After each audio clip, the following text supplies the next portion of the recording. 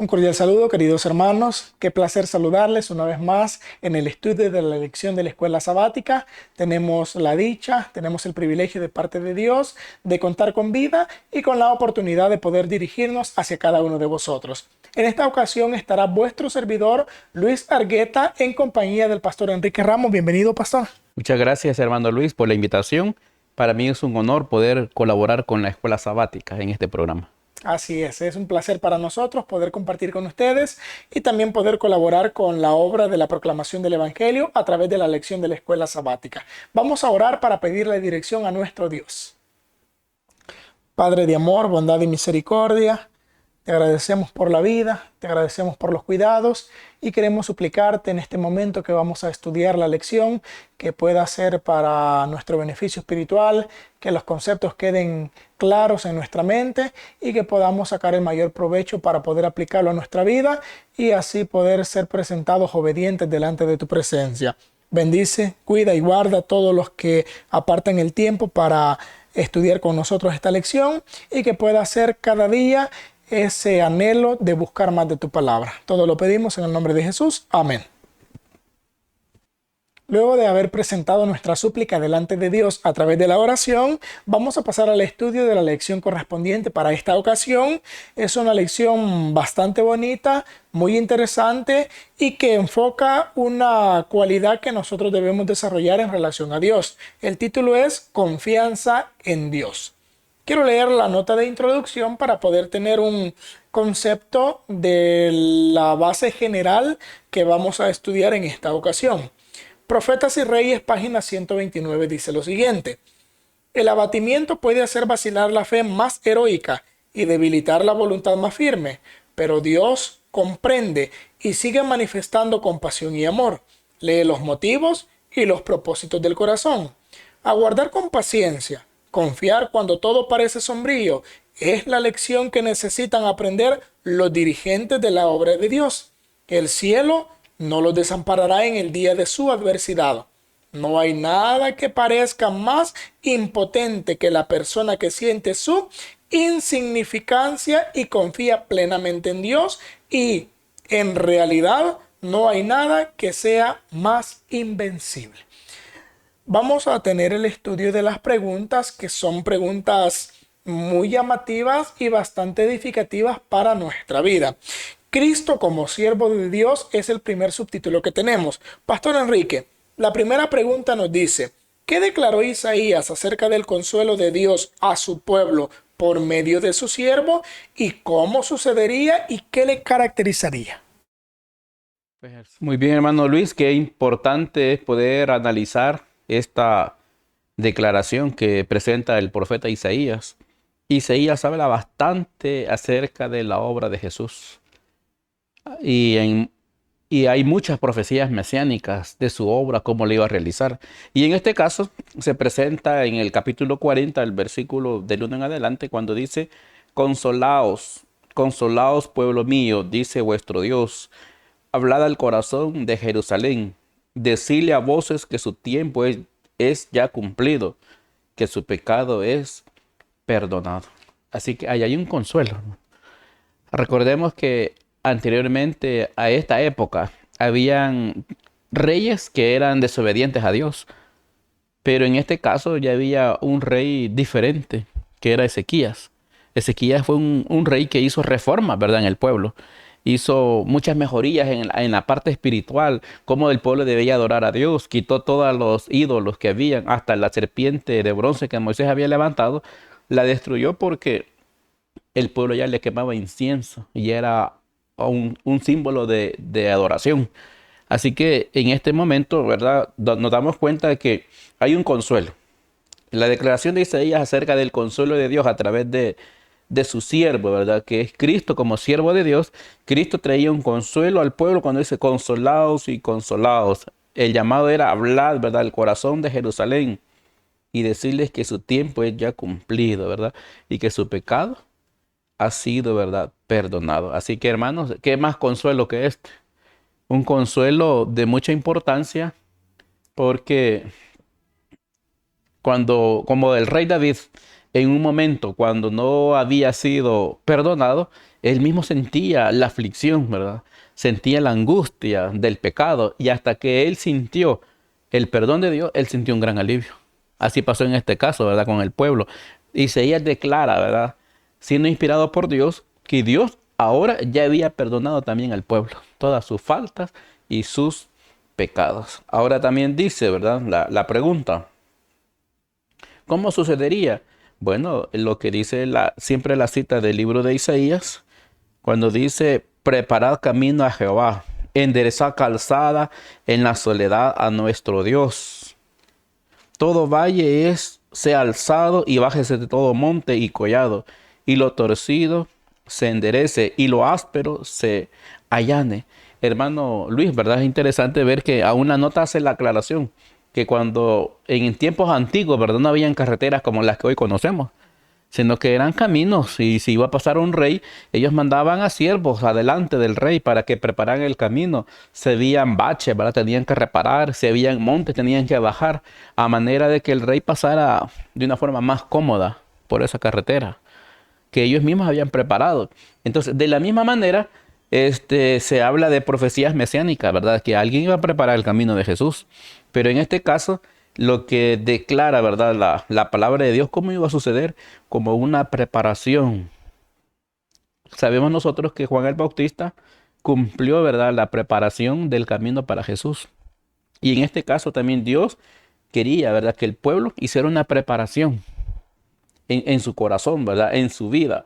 Porque ¿qué iba a caracterizar? Bueno, dice ya esto ya es el capítulo 9, ¿verdad? No, el versículo 9 y el versículo en adelante, 9 en adelante, dice el 10, he aquí que Jehová el Señor vendrá con poder y su brazo va a señorear.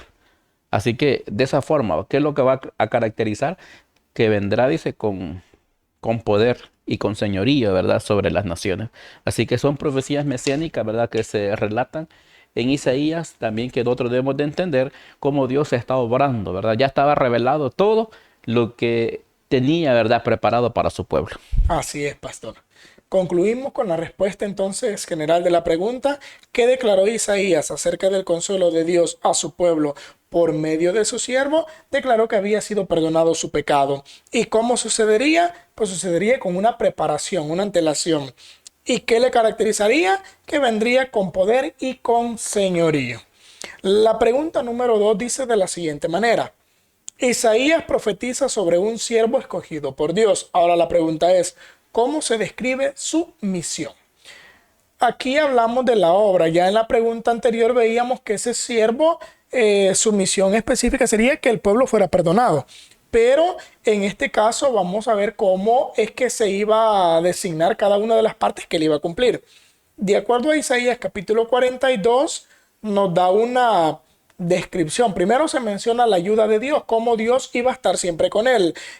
Yo lo sostendré, mi escogido a quien mi alma tiene contentamiento. Mencionaba la presencia divina en ese siervo. Sabemos que ese siervo es Cristo.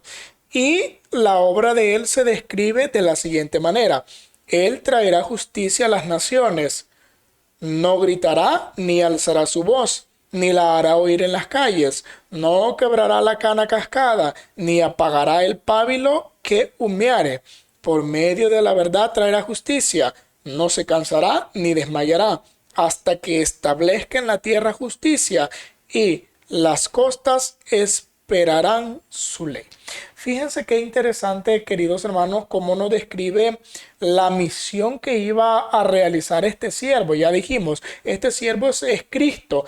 Él iba a realizar una obra en beneficio de la humanidad, una obra para poder ayudar a todo aquel que lo necesita. La humanidad entera necesitaba la venida del Mesías, la venida del Redentor, y esa obra que él iba a desarrollar iba a ser diferente a la que hasta ese momento los líderes estaban desempeñando, Pastor Enrique, porque si estudiamos el desenlace de cómo los líderes estaban dirigiendo, cómo ellos estaban enseñando inclusive, encontramos que lo estaban haciendo de una manera inadecuada, solo para llamar la atención. Era como una exaltación, como el hecho de querer sobresalir siempre en todo. La obra de este siervo de Dios, la obra del Mesías, sería muy diferente a la de ellos. Sería una obra sin ostentación, una obra sin pompa, una obra sin alarde de lo que él estaba haciendo. Siempre iba a ser en beneficio de toda la humanidad, pero sin que eso generara una exaltación propia, una exaltación personal. Y analizar esta obra es analizar una característica bien importante, porque cuando leemos sobre la obra de Jesús, hablamos que es una obra, en primer lugar, una obra llena de humildad. En segundo lugar, encontramos que también era una obra sin acepción de personas. De él incluso Pastor Enrique estaba profetizado que sería tomado como amigo de pecadores. Y cuando leemos la historia, así lo llamaban a él. Con los pecadores se junta, con ellos come, va a su casa, porque en él su obra no iba a tener acepción de personas. A diferencia, como lo he mencionado, de los líderes que estaban en ese momento siendo los representantes aparentemente de la verdad que se compartía a las personas. También la obra o la misión de Cristo, de este siervo, conllevaría la obediencia. Iba a ser una obra en beneficio de los demás, pero también iba a ser una obra que iba a ir de la mano con la obediencia a los mandatos de Dios, la obediencia a los requerimientos que Dios ha establecido. Eso haría algo interesante. En el versículo 4 que aparece acá menciona que lo que él haría establecería justicia. O sea, todo lo que él haría sería de manera justa. La justicia, hay una definición que da un diccionario que dice: justicia es hacer lo recto, hacer lo correcto siempre. Entonces, la obra de Jesús establecería hacer lo correcto, traería justicia a la tierra. Y también la última parte dice: las costas esperarán su ley. O sea, sería algo que sí se iba a desear. Las personas, tal vez en el momento, Pastor Enrique, cuando Jesús comenzaba su obra en beneficio de las personas, ellos sentían: me va a ayudar y esto. Pero ya cuando veían de verdad el beneficio, sentían el deseo de tanto de seguirle, de buscarle, como también de obedecer. Gran parte de las personas sentían ese deseo. Unos acataban ese impulso obrado por el Espíritu Santo, otros no, pero siempre se hacía desear. Un comentario sobre esta. Sí, acerca de la obra o la misión del Mesías, ¿verdad? Según lo que relata también la nota de esta pregunta, habla acerca del contraste, ¿verdad?, que iban a tener con los líderes del momento. Ellos esperaban aplausos, esperaban ser reconocidos como maestros, ¿verdad? Les gustaba ser ensalzados, que fueran admirados por las personas. Entonces la obra de Cristo fue muy diferente a la de los maestros de esa época. Dice, ¿verdad?, que Jesús no esperaba aplausos, ¿verdad?, del hombre, sino que su propósito era revelar el carácter de Dios. Así dice la nota, ¿verdad? Sí. Que Dios quería revelarse a la humanidad a través de su Hijo, porque la humanidad sin Dios estaba eternamente perdida.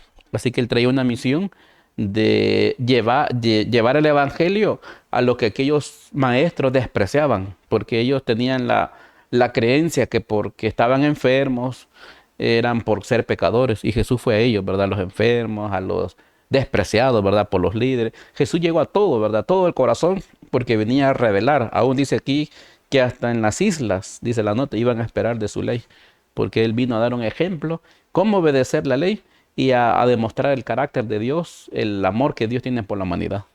Así es.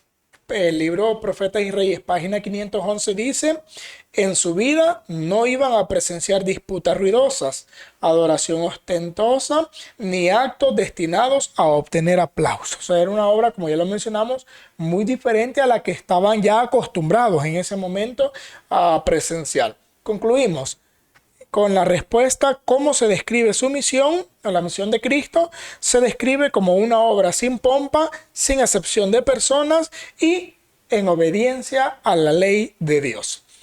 Israel como siervo es el siguiente subtítulo. Pastor Enrique, ¿cómo describió Isaías la posición de Israel como siervo de Dios? Muy bien, hermano, encontramos en esta declaración del profeta Isaías algo que se vio desde el principio. Dios eligió un pueblo para que el pueblo fuera un testigo desde la época de Moisés, en la época de Josué, el propósito de Dios es que el pueblo fuera un testigo, ¿verdad?, de la luz del evangelio a todo el mundo. Ese fue siempre el propósito del Señor, de que el pueblo de Israel diera a conocer la luz del evangelio a todas las naciones. Pero sabemos nosotros de que en su momento, ¿verdad?, no se cumplió. Bueno, y encontramos en la Biblia, en Isaías, ¿verdad?, capítulo 5, de que Dios dice que eligió una viña, una vid, dice, escogida, ¿verdad? Él plantó esa viña, de esa vid escogida, que era el pueblo de Israel. Y él esperaba, dice, que dieran un fruto, y sí dio fruto, pero el fruto que dio, ¿verdad?, esa viña no era el deseado. Así que el pueblo, ¿verdad?, tuvo amonestaciones, invitaciones, tuvo enseñanza, llamados, ¿verdad? Dios mandaba profeta tras profeta para que se cumpliera el propósito de que fueran sus testigos, ¿verdad? Un testigo es alguien que presencia algo, ¿verdad? Y él puede decir, sí, yo lo vi, o yo escuché, ¿verdad?, de esto. Esos son los testigos.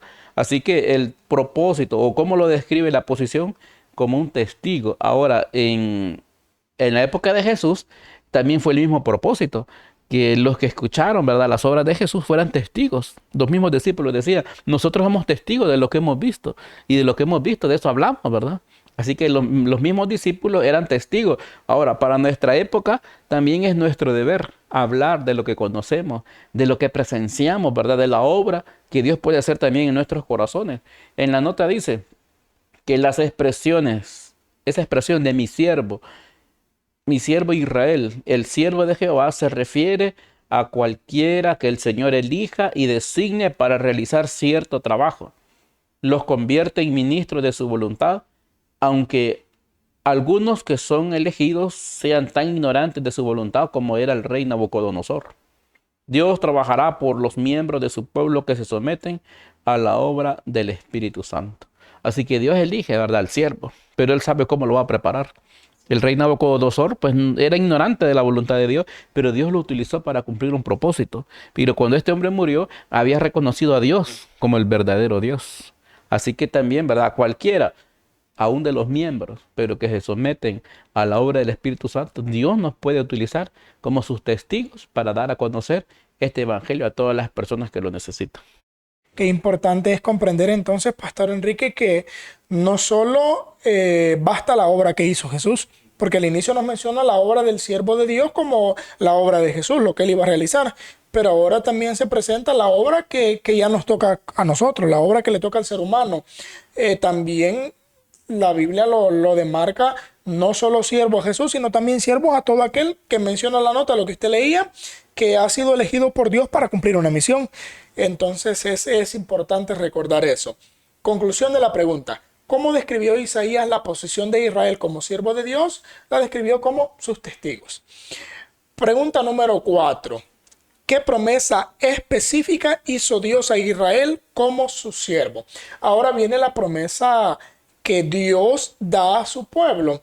En la cita que nosotros tenemos como base para la respuesta de esta pregunta, encontramos en el versículo 22 de Isaías 44, yo deshice como una nube tus rebeliones y como niebla tus pecados. Vuélvete a mí porque yo te redimí. O sea, nos habla de una obra de redención, nos habla de una obra de perdón hecha en favor del pueblo, prometida para el mismo pueblo, y también nos habla de una obra de pertenencia a Dios. O sea, Dios aquí se presenta como el dueño, como aquel supremo. Por eso le decía, acuérdate de estas cosas, oh Jacob e Israel, porque mi siervo eres. Yo te formé, siervo mío eres tú. O sea, Dios está realzando. Ustedes me pertenecen. Son míos, son mi pueblo. Yo los he elegido.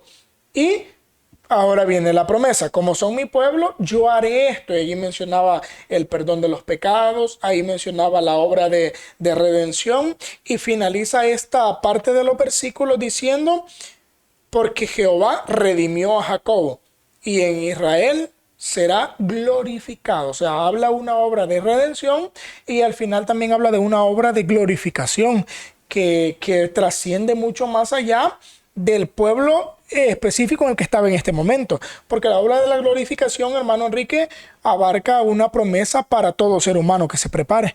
Es la obra que Dios quiere hacer para que nosotros, de hecho, podamos llegar a la salvación y a la vida eterna.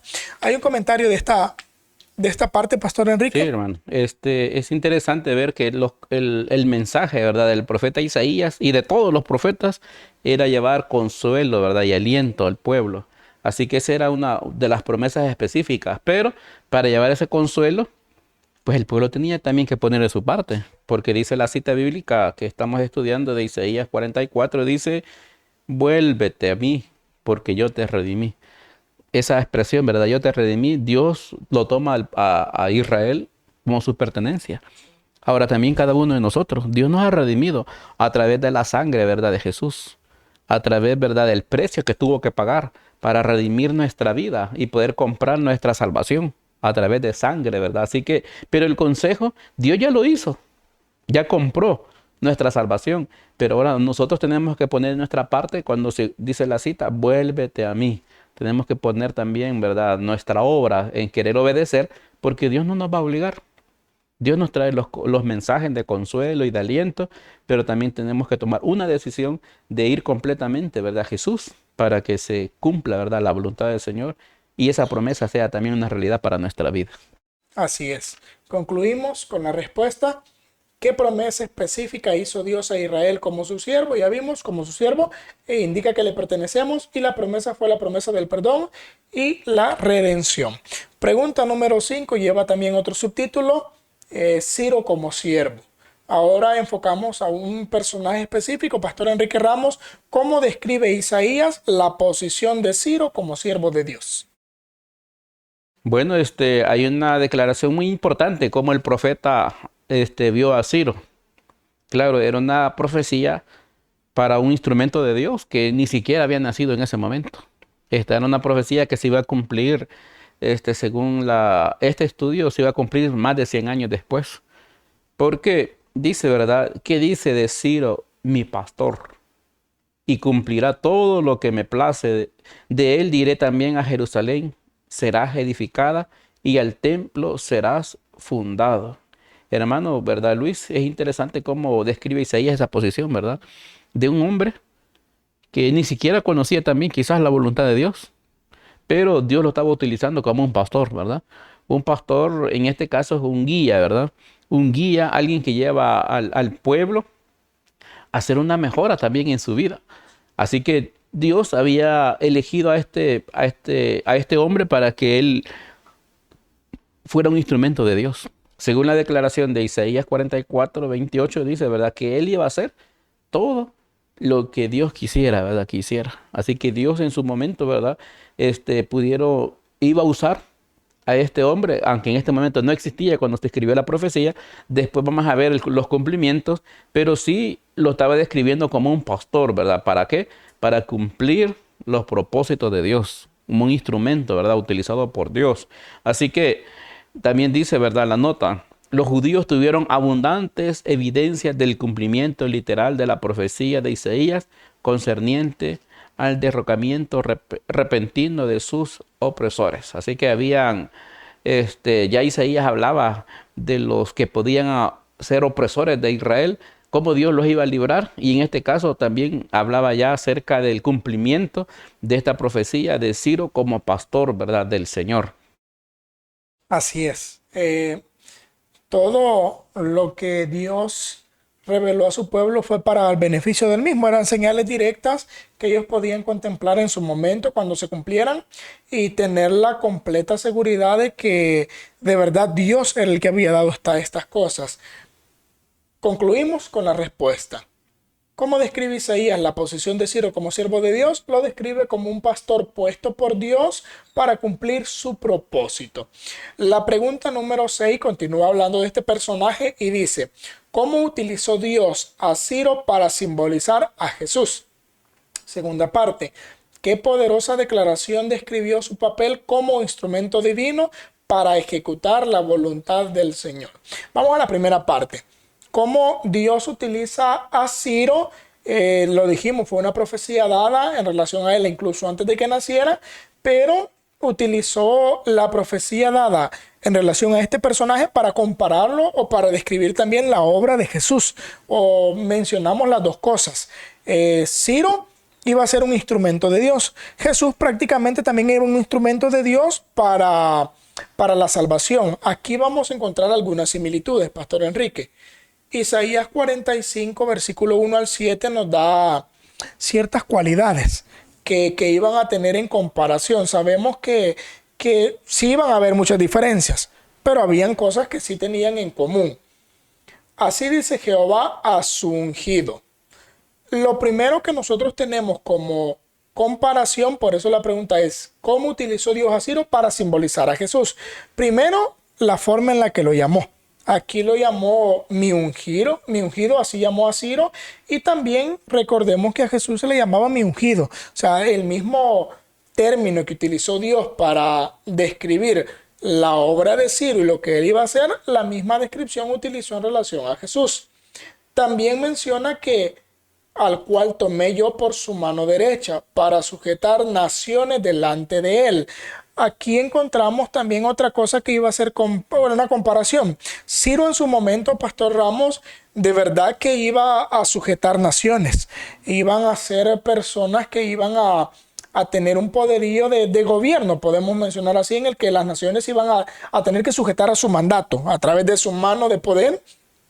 Y Jesús también venía para eso, para sujetar naciones, solo que ya en el ramo de la salvación. Ya sujetar naciones, liberarlas de una esclavitud y llevarlas a un poderío todavía mayor. También se menciona otra obra, siempre comparando la obra de Ciro con la obra de Jesús. Para abrir delante de él puertas, y las puertas no se cerrarán. O sea, ahí hablaba una parte del cumplimiento de la obra de Ciro, pero también lo podemos aplicar a la obra de Jesús. En varias ocasiones se expresaba de aquellas puertas que Dios abre y que nadie cierra. Esas puertas también hablaban de la obra de Jesús, la obra que Jesús iba a realizar, la oportunidad que él iba a dar. O sea, son comparaciones que nosotros podemos tener para comprender mayor la obra de Jesús. Y encontramos también que se daría en versículo 3 de Isaías 45, y te daré los tesoros escondidos y los secretos muy guardados para que sepas que yo soy Jehová. O sea, son descripciones aplicadas a este personaje, pero también aplicadas a Jesús. Es curioso, Pastor Enrique, porque cuando nosotros leemos la nota de esto, el versículo dice que a él se le darían tesoros escondidos. Ciro en su momento logró comprender su misión. A él se le dio a conocer, lo que comentábamos hace un momento, se le dio a conocer a través de un profeta la obra que él iba a desarrollar, lo que había sido profetizado en relación a él. Cuando él comprende su misión, para él fue de verdad como un tesoro escondido que él descubrió. Jesús, de manera similar, sabía su misión, comprendía su misión, sabía lo que estaba escrito sobre él y la obra que debían realizar. Aparte de eso, también se menciona, te llamé por tu nombre, te puse sobrenombre, aunque no me conociste. O sea, son cosas que designan cómo Dios iba a dirigir tanto la obra que iba a hacer Ciro, como también la obra que iba a desempeñar Jesús. Jesús en ningún momento actuó por cuenta propia, Pastor Enrique. Siempre él decía, la voluntad de mi Padre hago. Lo que mi Padre quiere es lo que hago. O sea, siempre fue dirigida por Dios. En relación a esta primera parte de la pregunta y otro detalle, Pastor Enrique, me gustaría que comentara. Con respecto al título de mi ungido. Muy bien, este título de verdad de Ciro dice mi ungido. Era un título que se utilizaba para el sumo sacerdote, exacto, ¿verdad? También se usaba para el rey que Dios había ungido. A él se le llamaba mi ungido. Era el título de Jesús también, ¿verdad? Sí. Y también en este caso también se le utiliza para Ciro, ¿verdad? Como un instrumento de Dios para que él cumpliera, ¿verdad? El propósito de Dios. Por eso también se le llama a su ungido, ¿verdad? Que era Ciro. Eso es con la primera parte, ¿verdad? Sí. En la segunda parte encontramos ya otro detalle, la poderosa declaración. Aquí, Pastor Enrique, encuentro yo dos declaraciones generales. La primera que encuentro es que Dios le puso nombre incluso antes que naciera. O sea, ya se menciona el nombre específico. Y la segunda declaración es cuando dice, yo iré delante de ti y enderezaré los lugares torcidos. O sea, habla de que Dios iría delante de él. Son dos declaraciones que describen precisamente el papel que desempeñaría como instrumento divino para cumplir la voluntad de Dios. O sea, eran cosas que no podían refutarse. El nombre era algo que no se podía refutar. ¿Cómo alguien iba a saber el nombre de una persona sin que existiera? Sino solo Dios. O sea, era algo que no se podía refutar. Y también cuando le decía, yo voy a ir delante de ti. O sea, demarcaba que era la obra de Dios. Otro detalle en relación a esta parte. Sí, vemos la poderosa declaración, ¿verdad? Que describió el papel que utilizó o que hizo Ciro, ¿verdad?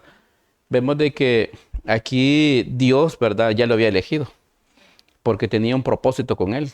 Así que esa declaración que hace el Señor, ¿verdad? Me llama la atención que dice, yo te puse nombre, ¿verdad? Y eso es lo que utilizó Daniel, ya siendo anciano.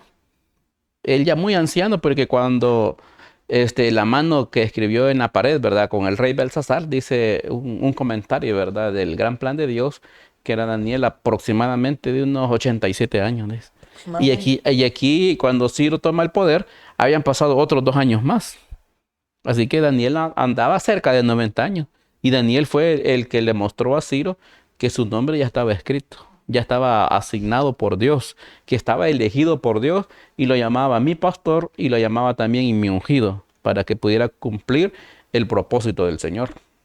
Y cuando recibe ese conocimiento, dice la nota, su corazón quedó profundamente conmovido y resolvió cumplir la misión que Dios le había asignado. Dejaría ir libres a los cautivos judíos y les ayudaría a restaurar el templo de Jehová. O sea, estuvo dispuesto también a cumplir la misión que se le había encomendado. Concluimos con la respuesta de esta pregunta. ¿Cómo utilizó Dios a Ciro para simbolizar a Cristo?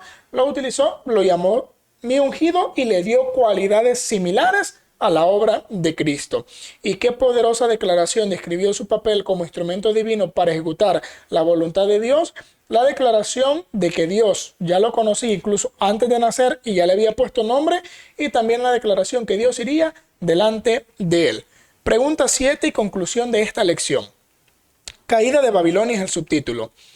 ¿Cómo ofrece Isaías consuelo y esperanza a los fieles mientras predice la caída de Babilonia, destacando la soberanía y el juicio de Dios sobre las naciones? Pastor Ramos. Vemos, hermanos, de que en esta época, en la lección pasada que hemos estudiado, hablaba acerca de lo que el error que cometió Ezequías, ¿verdad? De mostrar los tesoros, de mostrar todo su armamento, de mostrar, ¿verdad? Todo lo que sus antepasados habían acumulado. Entonces Isaías le dijo en ese momento, ¿verdad? Que todo lo que habían visto, todo se lo iban a llevar. En ese momento Babilonia no era la potencia. No. Pero ya aquí Isaías habla de las caídas. En su momento Babilonia también fue la potencia, ¿verdad? Que gobernó el mundo de aquel entonces. Pero aquí ya Isaías habla acerca de un consuelo, ¿verdad? Y esperanza a los fieles mientras predice la caída de Babilonia. Ni siquiera había tomado el poder, pero ya Isaías habla de la caída, ¿verdad? De Babilonia cuando dice, desciende, dice Isaías 47, desciende y siéntate en el polvo, virgen hija de Babilonia, siéntate en la tierra sin trono, hija de los caldeos, porque nunca más te llamarán tierna y delicada. Así que Isaías ya estaba dando a conocer que Babilonia también iba a terminar. Iba a ser un imperio, pero habla acerca de su caída. Así que hay un consuelo, ¿verdad? Para los fieles, ¿verdad? Que estaban ahí, que se sentían quizás agobiados, se sentían tristes por la situación que estaba pasando, pero ya Isaías hablaba de la caída. Y después de la caída iba a venir Ciro, ¿verdad? Que iba a cumplir también la voluntad del Señor. Y también, ¿verdad? Lo que nos relata en el libro de Isaías dice, porque nunca más te llamarán señora de reinos. Me enojé, dice. Dice, contra mi pueblo profané mi heredad y los entregué en tu mano. O sea, está dando a entender, ¿verdad? De que el enojo de Dios en un momento cuando el pueblo, ¿verdad? Desobedeció, Dios los entregó en mano de Babilonia. O sea, que también lo reconoce que iba a ser un instrumento de Dios. Pero en su momento también estaba dando un consuelo al pueblo de que ese castigo iba a terminar. Ya en el profeta Isaías, no, el profeta Jeremías habla acerca del tiempo en que iban a ser llevados cautivos. En Jeremías 25 ya habla de que el castigo iba a durar 70 años. Pero ya Isaías, antes todavía de Jeremías, estaba ofreciendo un consuelo de la caída, ¿verdad?, de Babilonia, y dando a entender que quien tiene el control de todo es Dios. Porque eso dice, ¿verdad?, la pregunta. Y del juicio de Dios sobre las naciones. Dios es el que pone reyes y quita reyes. Y Dios es el que sabe, ¿verdad?, cómo lleva las cosas. Y Él sabe el momento, ¿verdad?, oportuno para quitar uno y poner otro. Así que ese es el juicio, ¿verdad?, que Dios tiene también sobre las naciones. Así es. Y Pastor Enrique, antes de mencionar todo esto, bueno, la profecía, toda esa estaba dada en Isaías 47 y comenzó a dársele la profecía, van a ser llevados a Babilonia, o sea, ya se les estaba dando. Se les hacía ver la caída de Babilonia, pero en capítulos anteriores se les había realzado, no teman, yo estoy con ustedes, yo los voy a cuidar, yo voy a hacer esto. O sea, siempre Dios les hacía ver por su pecado, por su maldad, les va a pasar esto, pero en su momento adecuado yo los voy a librar. O sea, siempre estaba la promesa llena de consuelo y de seguridad para el pueblo de Dios. Así que concluimos la respuesta a esta pregunta: ¿cómo ofrece Isaías consuelo y esperanza a los fieles mientras predice la caída de Babilonia, destacando la soberanía y el juicio de Dios sobre las naciones?